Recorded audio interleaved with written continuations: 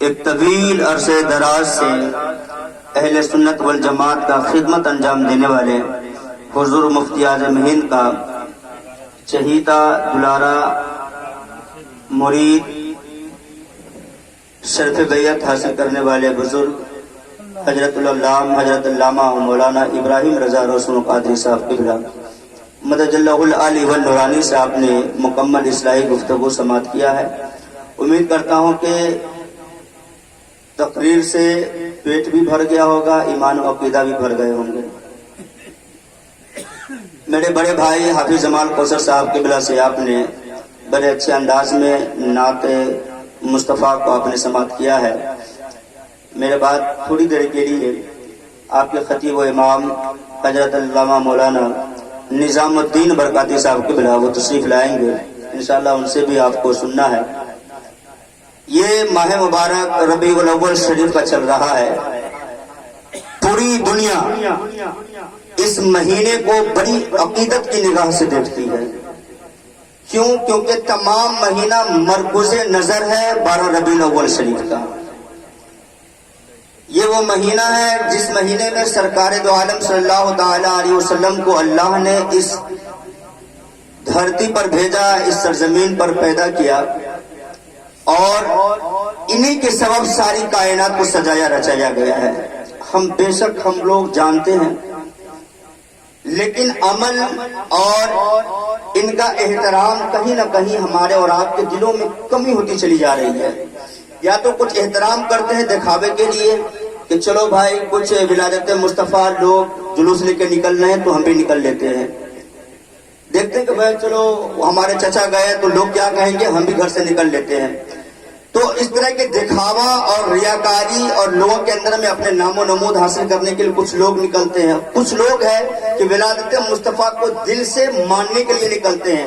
پھر اس کا عالم کیا ہوتا ہے کہ وہ جلوس سے واپس لوٹتے وقت ظہر کی نماز پڑھتے ہیں۔ یہ ان کی پہچان بتا رہا ہوں جو دل سے نکلتا ہے، ولادت مصطفیٰ کی خوشی منانے کے لیے نکلتا ہے، پھر اس کی ظہر کی نماز قضا نہیں ہوتی ہے، پھر اس کی عصر کی نماز قضا نہیں ہوتی ہے، مغرب کی نماز قضا نہیں ہوتی ہے۔ بھائی یہ کیسا جلوس ہے، یہ کیسی میلاد کی خوشی ہے؟ ایک طرف ہم کہہ رہے ہیں سرکار کی آمد مرحبا، دوسری طرف ظہر غائب ہے۔ ایک طرف ہم کہہ رہے ہیں کہ آمنہ کا لال کا آنا مبارک ہو، دوسری طرف ہمارا عصر غائب ہے۔ کیا یہ جلوس محمدی کیا ہمارے مصطفیٰ کے قلب و جگر کو سکون پہنچا پائے گا؟ جس نبی نے کہا الصلاۃ قرۃ عینی، نماز میری آنکھوں کی ٹھنڈک ہے، اور ہم آنکھوں میں ٹھنڈک نہ پہنچا کر کے ہم جلوس میں یا علی یا حسین اور یا محمد کا ہم نعرہ بلند کرتے چلے اور ہمیں حقیقت سے پتہ ہی نہیں ہے، حقیقت سے کوئی خبر ہی نہیں ہے۔ تو میرے بھائیو ایسا جلوس نکالنے سے کوئی فائدہ نہیں ہے۔ آئیے یہ شادی کی محفل ہے، انشاءاللہ اس پر بھی بیان ہوگی۔ چند اشعار میں اپنا لکھا ہوا، میں نے پچھلے سال میں نے اس کلام کو لکھا تھا الحمدللہ، اور انشاءاللہ امید کرتا ہوں کہ 1 سے 2 سال یا آئندہ سال میری کتاب بھی چھپ کر کے آ جائے گی۔ اللہ کا بے پناہ شکر ہے کہ نعتیہ کلام کا لگ بھگ 100 سے زائد نعتیہ کلام لکھ چکے ہیں الحمدللہ۔ تو انشاءاللہ آئندہ سال میں کتاب بھی چھپ کر کے آ جائے گی۔ آئیے اعلیٰ حضرت کا ایک مصرع ہے، جب بام تجلی پر وہ نیر جہاں آیا، اس پر ہم نے پچھلے سال میں نے لکھنے کی کوشش کیا ہے۔ سب سے پہلے آئیے سرکار مدینہ صلی اللہ تعالی علیہ وسلم کی بارگاہ میں ہدیہ درود شریف پیش کریں۔ پڑھیے بلند آواز سے اللہم صلی علی سیدنا شفیعنا و مولانا محمد جد الحسن والحسین بارک وسلم صلاۃ و سلام علیک یا رسول اللہ، صلاۃ و سلام علیک یا حبیب اللہ صلی اللہ تعالی علیہ وسلم۔ شعر پیش کر رہا ہوں، تمام علماء اہل سنت بخوبی اور خصوصیت کے ساتھ توجہ فرمائیں۔ ہر جہاں سے مٹی ظلمات،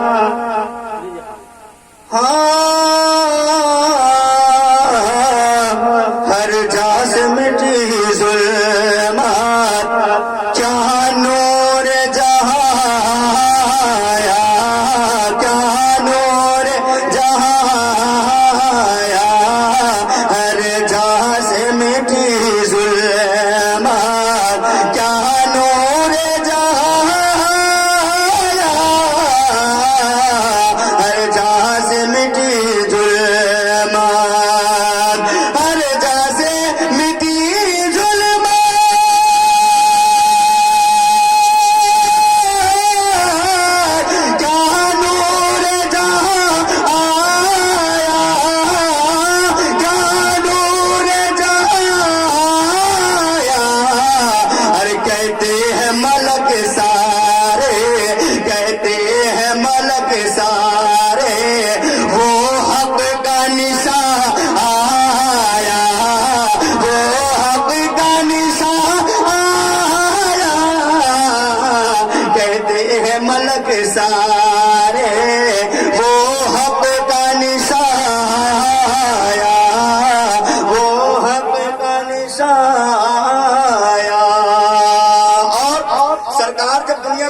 शीतलाई, यकीन मानो हर टूटे हुए दिलों की मुराद पूरी हो गई। अल्हम्दुलिल्लाह। सुनिए शेर को।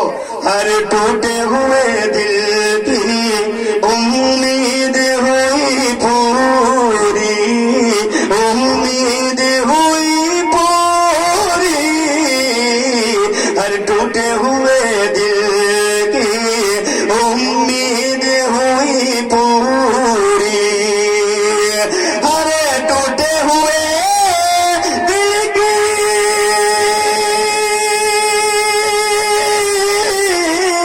अरे उम्मीद हुई पूरी, उम्मीद हुई पूरी, अरे जब बाम तजल्ला पर, जब बाम तजल्ला पर वो नहीं अरे जा आया, वो नहीं अरे जा आया, वो जब बाम तजल्ला पर वो नहीं अरे जा आया, कहते हैं मलक सारे वो हक का निशाया।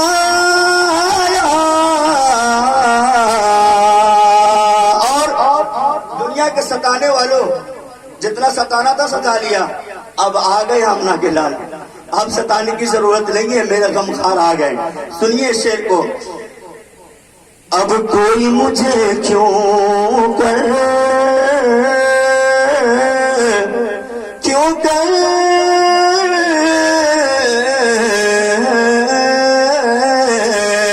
अब कोई मुझे क्यों कर दुनिया में सताएगा, दुनिया में सताएगा, अब कोई मुझे क्यों कर दुनिया में सताएगा,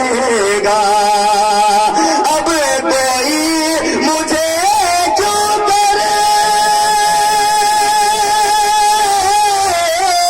अरे दुनिया में सताएगा, दुनिया में सताएगा, अरे आया वो मेरा हामी, आया वो मेरा हामी, अरे वो जान जहाँ आया, वो जान जहाँ आया, आया वो मेरा हामी, वो जान जहाँ आया, कहते हैं मलक सारे। और आखिरी शेर पेश कर रहा हूं, मुलाजा फरमाएं। जिब्रील अमी लेकर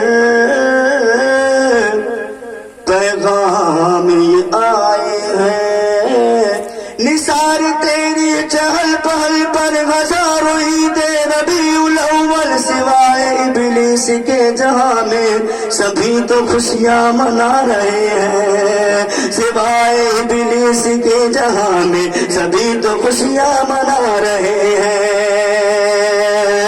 आज जिब्रील अमी लेकर पैगाम ये आए हैं, पैगाम ये आए हैं, जिब्रील अमी लेकर, जिब्रील अमी लेकर,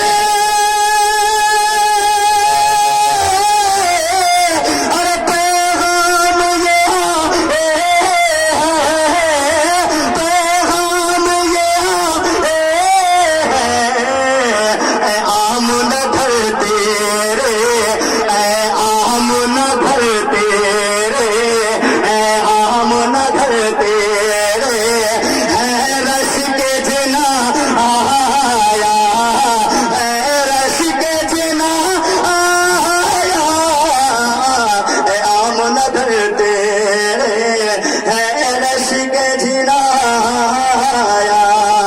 और मक्ता का शेर दुआओं के साथ मुलाजा फरमा ले। सरकार की उल्फत ले क्या खूब नवाजा है, क्या खूब नवाजा है, सरकार की उल्फत ने क्या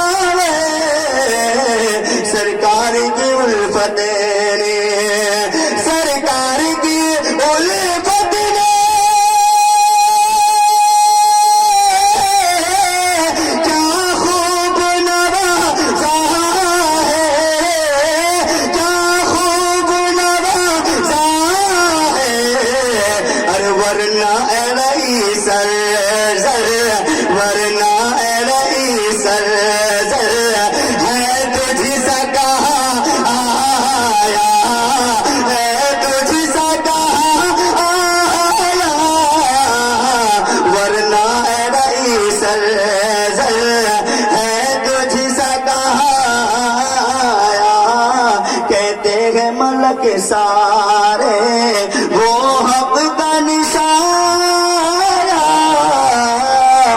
وہ حق کا نشان آیا۔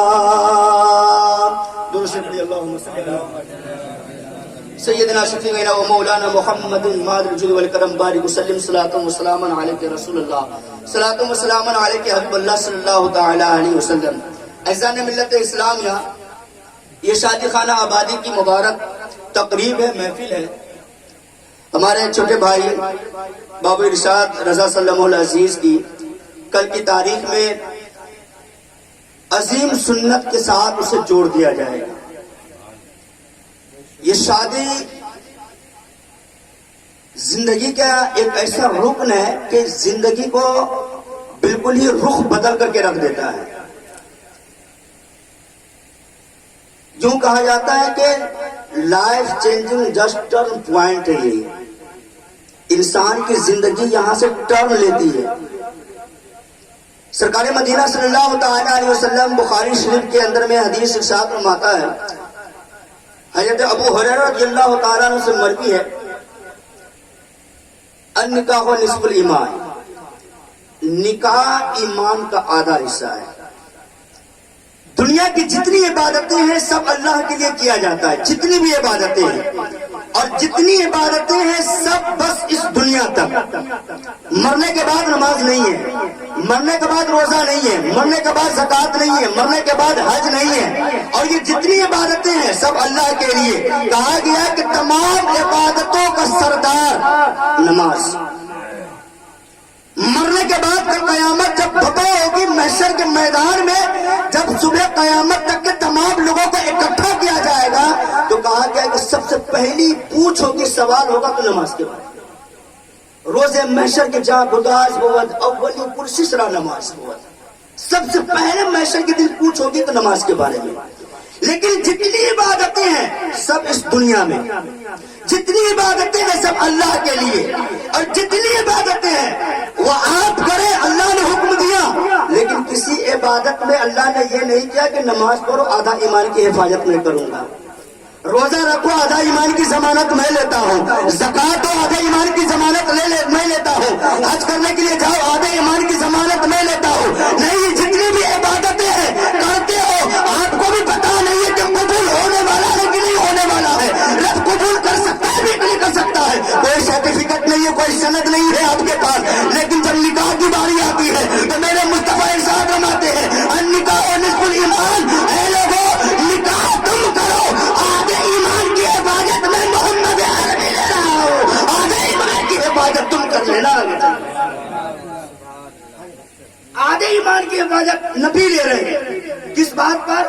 کون سی عبادت پر؟ نکاح کرنے پر جی۔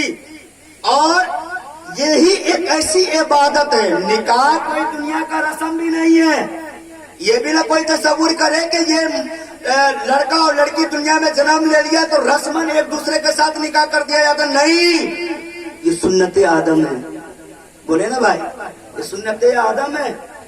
آدم و حوا کی پہلی نکاح ہوئی جنت میں، اور میرے محبوب نے فرمایا النکاح من سنتی فمن رغب عن سنتی فلیس منی، او کما قال النبی صلی اللہ تعالی علیہ وسلم۔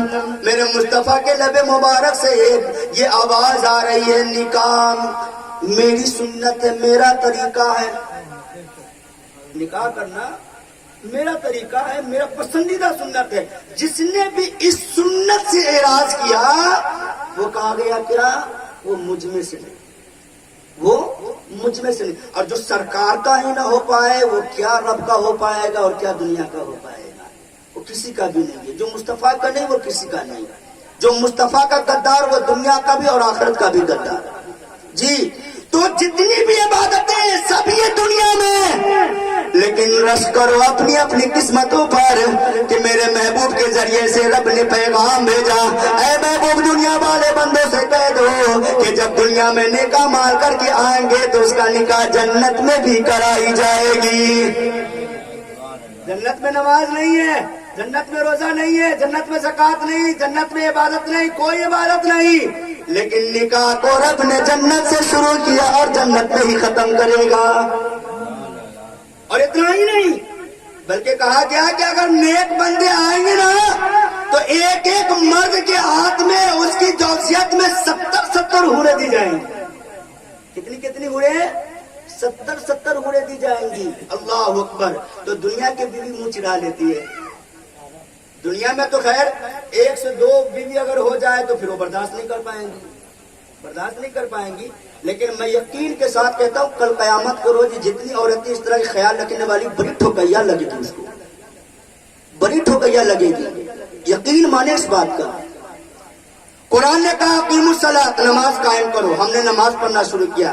قرآن نے کہا وآتوا الزکاۃ، زکات دو، ہم نے زکات دینا شروع کر دیا. قرآن نے کہا کہ خانہ کعبہ کا حج کرو، ہم نے حج کرنا شروع کیا. قرآن نے کہا وبالوالدین احسانا، اپنے ماں باپ کے ساتھ حسن سلوک کرو، میں نے حسن سلوک کرنا شروع کر دیا.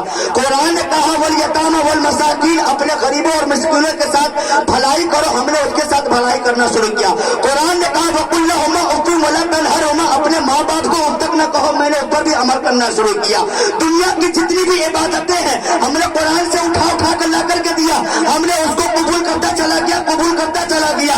ہر عبادت قرآن سے ہم نے لیا، قرآن کی ہر باتوں پر ہم نے عمل کیا. قرآن نے یہ بھی تو کہا الرجال قوامون علی النساء، مرد حاکم ہے عورتوں کے اوپر. قرآن نے یہ بھی تو کہا فانکحوا ما طاب لکم من النساء مثنی وثلاث ورباع، اے لوگوں جب تمہارے دل کو بھا جائے تو تم شادی کرو 2 3 4. تو پھر یہ 2 پر عمل کون کرے گا؟ یہ حکم کس کے لیے ہے؟ 3 پر عمل کون کرے گا؟ حکم کس کے لیے ہے؟ کیا کافروں کے لیے حکم آیا ہے؟ کیا بدکاروں کے لیے حکم آیا ہے؟ یہ تو مومنوں کے لیے حکم آیا ہے. ہم نے جیسے ہی قرآن سے نماز کو لیا ہے، روزہ کو لیا ہے، زکات کو لیا ہے، حج خانہ کعبہ کو لیا ہے، ہم نے ماں باپ کے حق میں احترام کا لیا ہے، یہ سب قرآن کے اندر میں ہے. تو قرآن نے یہ بھی کہا ہے فانکحوا ما طاب لکم من النساء مثنی وثلاث ورباع، جو تمہیں دل کو بھائے ایسی عورتوں سے نکاح کرو، 1 2 3 4. اب بھلا بتاؤ کیا یہ قرآن کی آیت صرف پڑھنے کے لیے آئی ہے، یا صرف دکھانے کے لیے آئی ہے، یا یہ صرف یہ قرآن کی سجاوٹ کے لیے آئی ہے؟ نہیں، یہ قرآن کی آیت عمل کرنے کے لیے آیا ہے. عمل کرے گا کون؟ مسلمان ہی نہ کرے گا. کون کرے گا عمل؟ اب اگر کوئی بندہ اس پر عمل نہ کرے تو بتاؤ گنہگار ہوگا کہ نہیں ہوگا؟ قرآن کا عمل ہے نا، قرآن کا حکم ہے نا. اور آج تو بہت سارے لوگوں کو ہم نے دیکھا ہے، مجھے حیرت ہوتی ہے اس بات پر کہ جہاں کوئی کہتا نہیں کہ دوسری شادی کیجیے گا، چھی کیسا بات کرتے ہیں، کیسا بات کر دیا دوسری شادی. یعنی کہ اس کو جو ہے اتنی عیب کی نگاہوں سے دیکھتا ہے کہ اسے لگتا ہے بہت بڑا گناہ کرنے کے لیے جا رہا ہے، بہت بڑا گناہ کرنے کے لیے جا رہا بندہ. یہ قرآن نے کہا ہے نا. اور اب آئے بتائے، اب آپ کو ہم بتاتا ہوں، یہ بھی کہا گیا کہ صاحب استطاعت 2 نکاح کریں گے. کون کریں گے؟ صاحب استطاعت، جس کے پاس اللہ نے استطاعت دیا. اور شریعت نے استطاعت کسے کہا ہے؟ صاحب استطاعت کسے کہا ہے؟ کروڑوں روپیہ جس کے بینک بیلنس سے اس کو استطاعت والا کہا ہے. جس کے پاس 4 ویلر ہے، بڑے بڑے لگژری کار ہے، بڑے بڑے لگژری موبائل ہے، بڑی بلڈنگیں ہیں، بنگلہ ہے، عیش و آرام ہے، کیا اس کو صاحب استطاعت؟ یہ سب فضول خرچی ہے. صاحب استطاعت شریعت نے کس کو کہا؟ تمہارا جسم 2 عورتوں کو اگر جھیلنے کی قوت رکھتا ہے تو آپ صاحب استطاعت ہے. اگر تم ایک بیک وقت میں 2 عورتوں کی اس کی سکون پہنچانے کا کام کر سکتے ہو تو آپ صاحب استطاعت ہے. آپ کے گھر میں اتنے کھانے بن رہے ہیں کہ ایک اگر زائد بھی آ جائے تو ہم اسے 3 ٹائم بھر پیٹ کھلا سکتے ہیں، آپ صاحب استطاعت ہے. آپ کے عید و بقرعید اور دیگر تہواروں میں اتنے کپڑے آ جاتے ہیں کہ اولاد اہل و عیال سے بڑھ کر کے ایک اور کو بھی ہم پہنائیں گے تو ہمارے کمائی میں کوئی کمی نہیں آئے گی، کوئی خلل نہیں پہنچے گا، تو آپ صاحب استطاعت ہے. میرے بھائیوں بتائیں آج کی تاریخ میں کون سا ایسا گھر ہے جس گھر میں ایک وقت تک کھانا نہ پکاتا ہو؟ آج کی تاریخ میں کون سا ایسا گھر ہے جس گھر کے اندر میں، جس بلڈنگ کے اندر میں 2 روم خالی نہ ملتا ہو؟ کون سا ایسا گھر ہے؟ آج کی تاریخ میں کون سا ایسا جسم ہے بچانے کا کام نہ کر سکتا ہو؟ میرے بھائیوں آپ کہیں گے کہ یہ نہیں ہو سکتا، تو پھر روڈوں پر چوراہوں پر نین مٹکا کرنے کی طاقت ہے، دوسروں کی بیٹیوں کی چھلی عزتیں اڑانے کی طاقت ہے، اور قرآن نے جو صحیح راستہ بتایا اس پر عمل کرنے کی کمر میں طاقت نہیں ہے۔ میرے عزیزان ملت اسلامیہ، اب اگر یہ کہیں گے کہ نہیں ان کے پاس لاکھوں روپے کی بینک بیلنس نہیں ہے، فور ویلر نہیں ہے، تو یہ استطاعت میں شامل نہیں ہے، یہ تو اللہ کی رحمت ہے کہ اللہ نے اسے اتنا نواز دیا ہے۔ اے میرے بھائیو، اور اگر کوئی اتنا نوازا ہوا اگر انسان ہے تو یقین مانو کہ کل قیامت کے روز اس سے بڑا کوئی گنہگار نہیں ہوگا، اس سے بڑی پوچھ کسی سے نہیں ہو سکتی ہے۔ اے میرے بھائیو، آج کہتے ہیں کہ آج کی عورتیں بڑا پاک کردار ہے، اور میرے بھائی سنو، میرے نبی کی 11 بیویاں، کتنی بیویاں؟ میرے نبی کی کتنی بیویاں ہیں؟ بولو نا بھائی، 11 بیویاں ہیں۔ کتنی بیویاں ہیں؟ 11 بیویاں۔ کیا وہ عورتیں آج کی عورتیں سو بیکار تھی؟ معاذ اللہ، آج کی عورتوں سے نبی کی بیوی بیکار ہے؟ نبی نے 11 شوطن کو جھیلا ہے، کس لیے؟ قرآن کا حکم ہے۔ یا اللہ تیرے حکم پر میری ساری زندگی، میری ساری ارمان، میری ساری خواہشیں، میری سارے ڈریمز، میرے سارے سب ہے قربان۔ اے اللہ تیرا حکم اعلیٰ ہونا چاہیے، تیرا حکم اعلیٰ ہونا چاہیے۔ امام حسین کربلا کے تپتی ہوئے میدان میں اور جامع شہادت کو نوش فرمایا۔ امام حسین کی کتنی بیویاں ہیں؟ 4 بیویاں ہیں۔ کربلا کے میدان میں آپ کے ساتھ 3 بیویاں موجود تھیں، 3 بیویاں موجود۔ کیا امام حسین کی بیویوں سے آج کی بیویاں بہتر ہے؟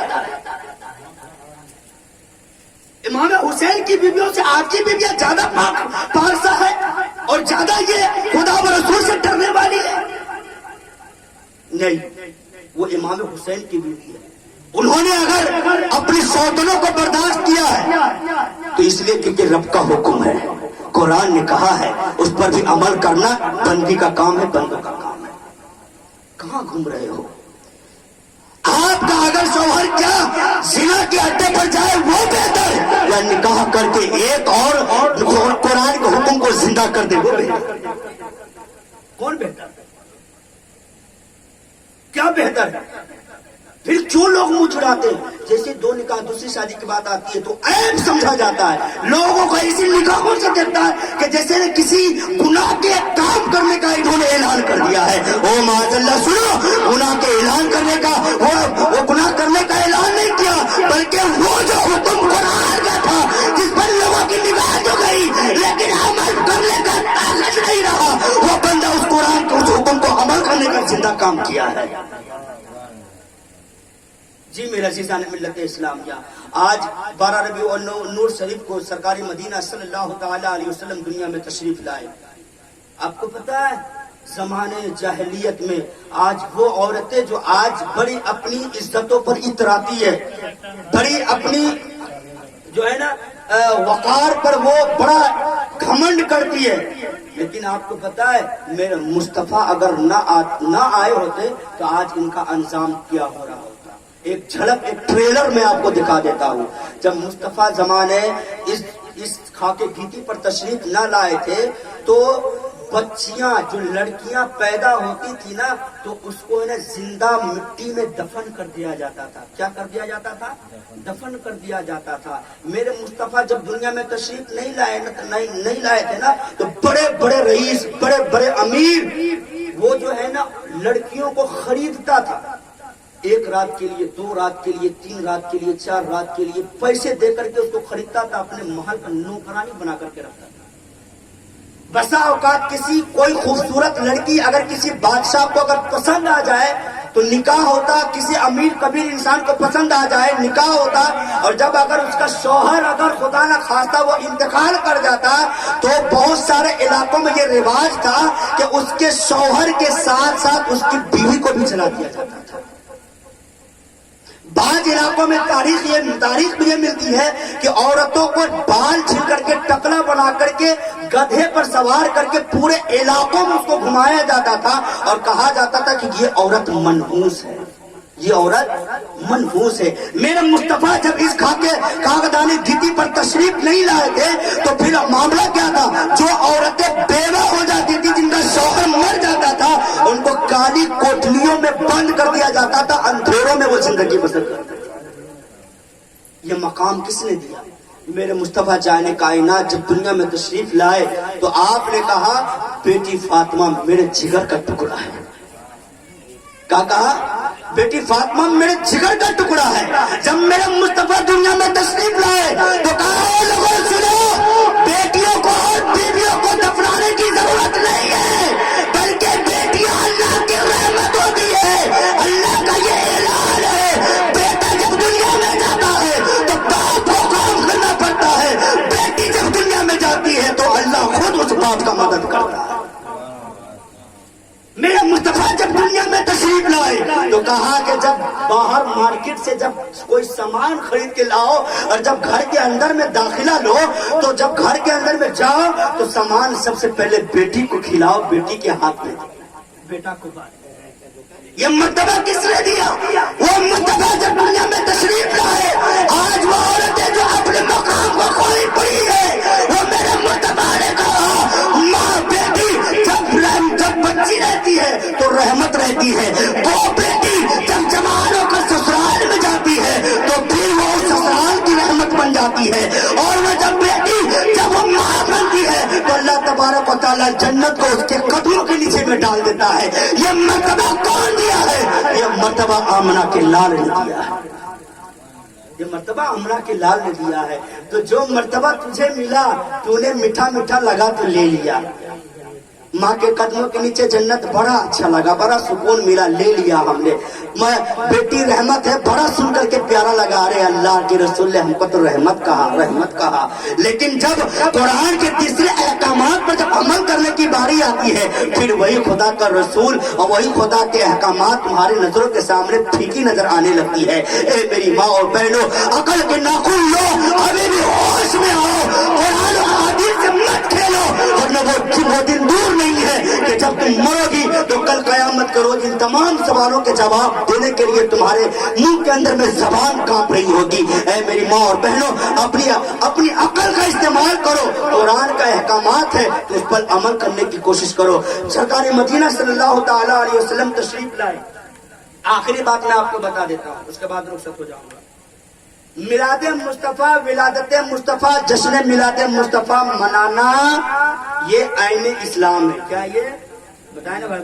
عین اسلام ہے. یہ اسلام کا عین رکن ہے. سیدی سرکار اعلیٰ حضرت امام احمد رضا خان فاضل بریلوی سے 6 سال کی عمر میں آپ جب تقریر کر رہے تھے تو آپ سے سوال ہوا، اے احمد رضا 3 گھنٹہ سرکار مدینہ کے سیرت پر تو نے تقریر کی ہے، 3 گھنٹہ، بتاؤ ولادت نبویہ کا جشن منانا کیسا ہے؟ نبی کا جشن منانا، میلاد مصطفیٰ منانا کیسا ہے؟ حضور اعلیٰ حضرت نے ایک بڑا مارکت الآرا جواب دیا. تمام صاحب اعلیٰ حضرت نے کیا فرمایا؟ کہا اچھا یہ بتاؤ جب نبی دنیا میں تشریف لائے تو ان کے لب مبارک ہل رہے تھے؟ کہاں ہاں ہل رہا تھا. کیا ان کے لب مبارک سے کیا نکل رہے تھے؟ کیا تم نے پڑھا ہے؟ کہا ہم نے بڑے بڑے علماء، بڑے بڑے احادیث کی کتاب، بڑے بڑے محققین کی کتابوں میں ہم نے پڑھا ہے. سب مذہب، سب مسلک والوں کا اس بات پر اتفاق ہے کہ نبی جب پیدا ہوئے تو سر کو سجدے میں رکھا تھا. بولے سبحان اللہ. سر کو سجدے میں رکھا تھا اور زبان مبارک سے آواز نکل رہی تھی. کیا معلوم ہے؟ رب هب لی امتی کہتے ہوئے پیدا ہوئے، رب نے فرمایا کہ بخشا الصلاۃ والسلام. اعلیٰ فرمایا کہ وہ جب دنیا میں آئے ان کے لب مبارک ہل رہے تھے، کان لگائی دائی نے تو زبان سے نکل رہا تھا رب ہب لی امتی، رب ہب لی امتی، اے رب میری امت کو بچانا، اے رب میری امت کو بچانا. یہ سب کا اتفاق ہے نا اس بات پر. سب کہتے ہیں کہ نبی کی زبان جب پیدا ہوئے تو رب حبلی امتی کہہ کر کے پکارے. تو ادھر اعلیٰ حضرت نے فرمایا کہ وہ نبی جب 12 ربیع الاول شریف کو پیدا ہوئے تو امتی کو یاد فرمائے. امتی کو یاد فرمائے نا، امتی کو یاد کیا نا. اب ہم امتی، نمک حلال ہے، نمک حرام نہیں ہے. جب وہ نبی ہو کر کے اس دن کو امتی کو یاد کیا تو ہم امتی ہو کر کے اس دن کو اپنے نبی کو یاد نہ کر لیں. وہ نبی ہو کر کے اس دن کو پوری امت کو یاد کرے تو کیا ہم امتی اتنے گئے گزرے کہ اس دن کو اپنے نبی کو ہم بھول جائیں جس دن کو میرے نبی نے ہم کو یاد کیا؟ اب بہت سارے لوگ کہیں گے کہ یار یہ کیسا فلسفہ ہے کہ وہ یاد کیے تو بھی یاد کرے گا، یہ کہاں کی بات ہو گئی؟ تو ان سے کہنا قربانی کرتے ہو؟ قربانی سب کرتا ہے، اور پہلی قربانی جو ہے نا ہر مسلک والے چاہتا ہے کیا؟ اپنے نبی کے نام سے کرے، کہتا ہے کہ نہیں کہتا؟ اپنے نبی کے نام سے کرے۔ ان سے پوچھو کہ بھائی کیوں کرو گے اپنے نبی کے نام سے؟ تو وہ بندہ کہتا ہے میرے نبی نے میرے نام سے پہلے ہی کر دیا ہے، میرے نبی نے سارے امتی کے نام سے قربانی پیش کیا۔ اب میری بھی محبت کا تقاضا ہے کہ ہم بھی نمک حلالی کا ثبوت دیں کہ ہم بھی نبی کے نام پر قربانی پیش کریں۔ تو جب نبی کے نام پر جب انہوں نے کیا تو تم بھی اس عمل کو زندہ کرتے ہو، نبی قربانی کیا میرے نام سے تو ہم بھی کرتے ہیں۔ تو ان سے کہو کہ اس دن کو نبی نے مجھے یاد کیا تو ہم بھی اس دن کو نبی کو یاد کریں۔ کون ہوتا ہے روکنے والا؟ صدیق اکبر رضی اللہ تعالیٰ عنہ۔ کتاب کا نام، کتاب میرے پاس الحمدللہ 600 سال پرانی کتاب ہے، حضرت ابن حجر مکی رحمت اللہ تعالیٰ علیہ کی لکھی ہوئی کتاب۔ عبارہ نوٹ کرو، صفحہ نمبر 24 کے اندر میں یہ تمام باتیں لکھی گئی۔ حضرت صدیق اکبر رضی اللہ تعالیٰ ارشاد فرماتے ہیں کہ جس نے بھی میلاد مصطفیٰ کی خوشی میں 1 درہم خرچ کیا، کتنا؟ 1 درہم خرچ کیا، میلاد مصطفیٰ کی خوشی میں، ولادت مصطفیٰ کی خوشی میں 1 درہم خرچ کیا، صدیق اکبر ضمانت لے رہے، کہہ رہے ہیں کہ وہ جنت میں میرے ساتھ بیٹھا ہوا پائے گا۔ کہاں پائے گا؟ جنت میں میرے ساتھ بیٹھا ہوا پائے گا۔ اب کون ایسا انسان ہے بدبخت، ہم کو تو سمجھ میں نہیں آتا کہ صدیق کے ساتھ جنت میں بیٹھنا نہیں چاہتا۔ کون ہے بھائی؟ کون نہیں چاہتا کہ نبی کی اس یار غار، اس دوست، وہ پہلے خلیفے کے ساتھ جنت میں بیٹھے؟ حضرت علی کرم اللہ وجہ کریم ارشاد فرماتے ہیں اسی کتاب کے صفحہ نمبر 24 کے اندر میں، حضرت علی فرماتے ہیں کہ جس نے بھی میلاد مصطفیٰ کا تعظیم کیا، کیا کیا؟ تعظیم کیا، اور اس کے منانے کا سبب بنا، اس کے منانے کا سبب بنا، اللہ تبارک و تعالیٰ اسے ایمان کے ساتھ دنیا سے اٹھائے گا۔ کیا کرے گا؟ ایمان کے ساتھ۔ اگر حوالہ نہ ملے تو اسلام میں جو چور کی سزا وہ میری سزا۔ چور کی سزا کیا ہے؟ بیچ چوراہے پر ان کے دونوں ہاتھ کاٹ دیے جائے۔ اگر حوالہ نہیں ملے گا تو جو چور کی سزا ہے رئیس کو سر بیچ چوراہے پر اپنے دونوں ہاتھ کو کٹوا دے گا۔ ورنہ کان کھول کر کے سن لو، او منکرین ولادت مصطفیٰ، تم انکار کرنے کا ایک روایت لے کر کے آ جاؤ کہ کہیں صدیق نے منع فرمایا ہو کہ نبی کا میلاد نہ منانا، کہیں عمر نے منع فرمایا ہو کہ نبی کا میلاد نہ منانا، کہیں عثمان نے منع فرمایا ہو کہ نبی کا میلاد نہ منانا، کہیں علی نے منع فرمایا ہو کہ نبی کا میلاد نہ منانا، کبھی جلال الدین سیوطی نے منع فرمایا ہو کہ نبی کا میلاد نہ منانا، امام شافعی نے منع فرمایا ہو کہ نبی کا میلاد نہ منانا، امام مالک نے منع فرمایا ہو کہ نبی کا میلاد نہ منانا۔ کسی بھی امام کا ایک روایت لے جاؤ، رئیس کو تو پوری زندگی تمہارے قدموں کا دھول چھاٹے گا۔ ایک روایت لے آؤ کہ نبی، کسی امام، کسی ائمہ نے یہ نہیں فرمایا کہ نبی کا میلاد نہ منانا چاہیے، لیکن ہم ایسے ایک نہیں بلکہ گنتی کرتے چلے جاؤ، ہزاروں دلیلیں لا کر کے تمہارے سامنے کھڑے کر دیں گے جن میں صحابہ نے بھی منایا ہے، اماموں نے بھی منایا ہے، بزرگان دین نے بھی منایا ہے۔ بلکہ شرم کرو، مسجد نبویہ میں ایک زمانے تک 12 ربیع الاول شریف کے روز 4 بڑے بڑے اماموں کا انتخاب کیا جاتا تھا۔ پہلا امام تقریر کرنے کے لیے جب کرسی پر بیٹھتے تو وہ کیا تقریر کرتے؟ حدیث کی روشنی میں حدیث بیان فرماتے، گھنٹوں تقریر ہوتی۔ پھر دوسرا امام آتے، دوسرا امام کیا چیز کی تقریر کرتے؟ میرے مصطفیٰ کی ولادت کا تذکرہ کرتے، بولے سبحان اللہ۔ اور جب میرے مصطفیٰ کی ولادت جب مکمل ہو جاتی تو تیسرا امام آتے، تیسرا امام آنے کے بعد میرے مصطفیٰ کی رضاعت پر تقریر کرتے، میرے مصطفیٰ نے کیسے دودھ پیا، میرے مصطفیٰ کو کون دودھ پلایا، میرے مصطفیٰ کو کیسے حلیمہ سعدیہ لے کر کے گئی ہے، یہ تمام رضاعت کا واقعہ تیسرا امام آ کر کے بیان کرتا۔ اور جب چوتھا امام جب آتا تو میرے مصطفیٰ کے مکہ سے مدینہ ہجرت جو کر رہے تو مدینہ ہجرت کرنے کا پورا واقعہ بیان کرتا۔ اور ان تمام واقعوں کے بعد تمام مسجد نبی میں بیٹھے ہوئے لوگوں کو شربت پلایا جاتا، فاتحہ خوانی پیش کی جاتی۔ اور یہ کہاں سے میں بتا رہا ہوں، یہ تمہارے گھر کی لکھی ہوئی کتاب ہے۔ میں وہ کتاب کا حوالہ میں دے دینا چاہتا ہوں. اے میرے بھائیوں، ایک رسائل تاریخ مدینہ المنورہ ہے، اس کے صفحہ نمبر 77 کے اوپر میں یہ تمام واقعہ لکھی ہوئی ہے. اگر کتاب نہ ملے مجھ سے لے جانا. میرے پاس الحمدللہ کتاب کا ایک دو اٹیچی نہیں بلکہ پورا دفتر میرے گھر کے اندر میں پڑا ہوا ہے الحمدللہ. اے میرے بھائیوں، تو یہ ایک زمانے تک ربیع الاول کا جشن لوگ مناتے رہے ہیں، لیکن کچھ لوگوں کو پیٹ میں مرور ہونے لگتا ہے. وہ ابلیس کے پیروکار ہے نا، کیونکہ جب نبی دنیا میں تشریف لائے تو ایک پہاڑ کے اوپر منہ لٹکائے ہوئے ایک مخلوق ہے جو بڑا رو رہا ہے، بڑا زارو قطار کے ساتھ آہو چگا کر رہا ہے. چیلے چپاٹے ان کے آئے، کہا وہ میرے سردار کیوں رو رہے ہو؟ کہا اب دنیا میں نیا سکہ چلانے والا کوئی آ گیا ہے، آمنہ کا کوئی لال آ گیا ہے. میں دنیا والوں کو بہکاتے رہتا تھا اور میرے بہکانے سے کچھ نہیں ہوگا. چیلوں نے پوچھا کون آیا ہے؟ کہا اللہ کے آخری نبی محمد عربی تشریف. وہ کون تھا؟ نثار تیری چہل پہل پر ہزاروں عید ربیع الاول، سوائے ابلیس کے جہاں میں سبھی تو خوشیاں منا رہے ہیں. اور حشر تک ڈالیں گے ہم پیدائش مولا کی دھوم، مثل فارج نجد کے قلعے گراتے جائیں گے. ان کی آمد تھی کہ بیت اللہ مجرے کو جھکا، ان کی ہیبت تھی کہ ہر بت تھر تھرا کر گر گئے.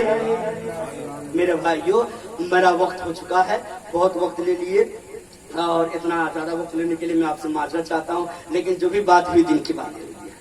کوئی تکلیف نہ ہوئی ہے نا بھائی؟ کوئی تکلیف ہوئی تو معاف کرنا بھائی. الحمدللہ اب تو ہمارا یوٹیوب چینل بھی کھل چکا ہے. بہت سارے لوگوں کا اعتراض ہوتا تھا، بہت سارے لوگوں کا سوالات ہوتے تھے، جواب بہت کم پہنچ پاتا تھا. میرے بہت سارے شاگردوں نے، بہت سارے ماننے والوں نے کہا کہ حضور آپ یوٹیوب پر آئیے، یوٹیوب پر آئیے، یوٹیوب پر آئیے. 3 مہینہ سے یوٹیوب کھول لیا اور لے کر کے جھول رہا ہوں اس کو. الحمدللہ 450 سبسکرائبر ہو گئے 3 مہینے کے اندر میں. آپ لوگ بھی جتنے بھی ہیں سبسکرائب کر لیں اس کو. ریس کو سرکاری چینل ہے، اور جو بھی سوالات ہوں گے اس کے اوپر آپ جواب مطلب کہ کامنٹ باکس میں آپ کریں گے. انشاءاللہ میں کہیں بھی رہوں گا تو میں سوال کا جواب دوں گا. بہت سارے ہمارے ماننے والے، چاہنے والے، دنیا دیکھتی ہے. الحمدللہ 23 سے 24 ہزار میرے ویوز 3 مہینے کے اندر میں ہو گئے. میں نہیں سمجھ رہا تھا کتنی مقبولیت مجھے ملے گی، لیکن یہ آپ لوگوں کی دعا ہے، اللہ کا کرم ہے کہ اللہ نے ایسا دین دکھانا مجھے دکھایا کہ آج سوشل میڈیا کے اوپر بھی ایک پکڑ ہو رہی ہے انشاءاللہ، اور اس کے ذریعے سے ہی دین کی خدمت کی جائے گی. بولے نا آمین آمین ثم آمین. اللہ تبارک و تعالیٰ جزائے خیر دے. بولنے میں کسی قسم کی کوتاہی، بے ادبیاں، گستاخیاں ہو گئی ہو پڑھ لیا استغفر اللہ ربی من کل ذنب واتوب الیہ. حق لا الہ الا اللہ محمد رسول اللہ صلی اللہ تعالی علیہ وسلم وما علینا الا البلاغ. السلام علیکم ورحمۃ اللہ.